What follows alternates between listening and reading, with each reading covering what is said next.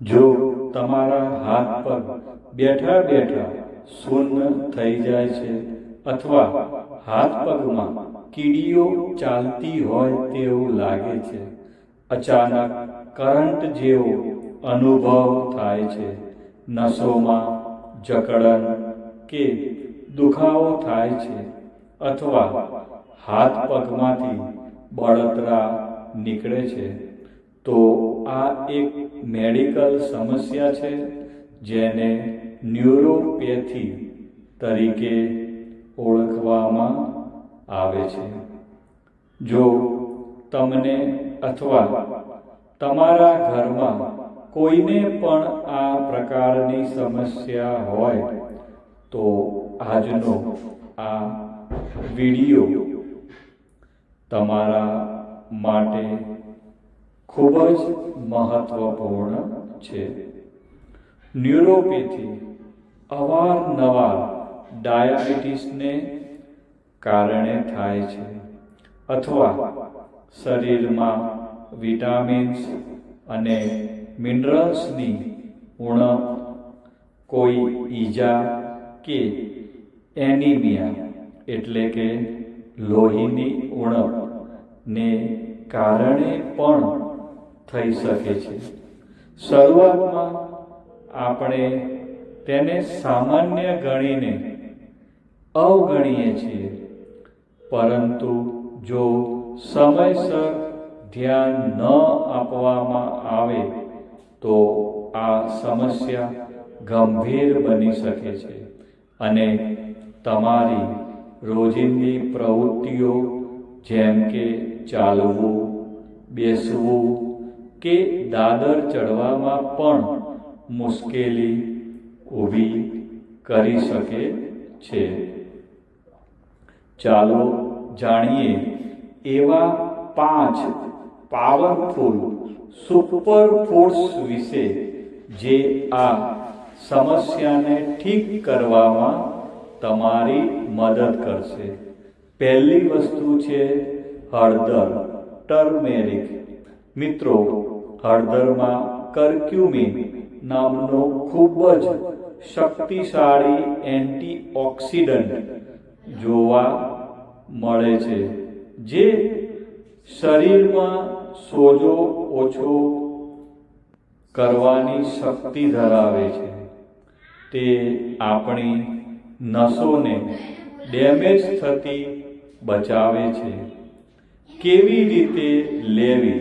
મિત્રો, હવે આપણે જાણશું કે તેનો ઉપયોગ કેવી રીતે કરવો. 1 ગ્લાસ ગરમ દૂધ અથવા પાણીમાં 1 ચમચી હળદર પાવડર, 1 ચપટી કાળા મરીનો પાવડર અને સ્વાદ માટે 1 ચમચી મધ મેળવીને રાત્રે સૂતી વખતે પીવો. મિત્રો, બીજા નંબરની જે વસ્તુ છે તેનું નામ છે આદુ એટલે કે જિંજર. આદુમાં એન્ટી ઇન્ફ્લેમેટરી ગુણધર્મો હોય છે જે નર્વ પેઇન એટલે કે નસોના દુખાવાને ઓછો કરવામાં મદદરૂપ છે. તે નેચરલ પેનકિલરની જેમ કામ કરે છે. મિત્રો, હવે જાણશું કેવી રીતે લેવું. 1 ચમચી છીણેલું આદુ 1 કપ પાણીમાં ઉકાળો. પાણી ઉકળવા લાગે ત્યારે તેમાં 1 ઇલાયચી વાટીને નાખો. જમ્યા પછી દિવસમાં 2 વાર આ ગરમ પાણી પીવાથી હાથ પગની શૂન્યતા અને જણજણાટીમાં આરામ મળશે. મિત્રો, જે ત્રીજા નંબરની વસ્તુ છે તેનું નામ છે અળસીના બીજ એટલે કે ફ્લેક્સ સીડ્સ. મિત્રો, અળસીની અંદર ઓમેગા 3 ફેટી એસિડનો ઉત્તમ સ્ત્રોત છે. તે નર્વ સેલ્સના સમારકામ અને લોહીના પરિભ્રમણ માટે ખૂબ જ જરૂરી છે. મિત્રો, હવે આપણે જાણશું અળસીનો ઉપયોગ કેવી રીતે કરવો. તો મિત્રો અળસીના બીજને શેકી લો અને તેનો પાવડર બનાવી એરટાઈટ ડબ્બામાં ભરી લો. રોજ 1/2 થી 1 ચમચી પાવડર દિવસમાં 2 વાર પાણી કે દૂધ સાથે લેવો. મિત્રો શિયાળામાં અળસીના લાડુ પણ બનાવી શકાય છે. મિત્રો હવે જે ચોથા નંબરની વસ્તુ વિશે આપણે વાત કરવાના છીએ તે વસ્તુનું નામ છે મિત્રો વિટામિન બી થી ભરપૂર ખોરાક. મિત્રો વિટામિન B1, B6 અને B12 નસોના ફંક્શન અને રિપેરિંગ માટે અનિવાર્ય છે. મિત્રો તો આના માટે આપણે શું ખાવું?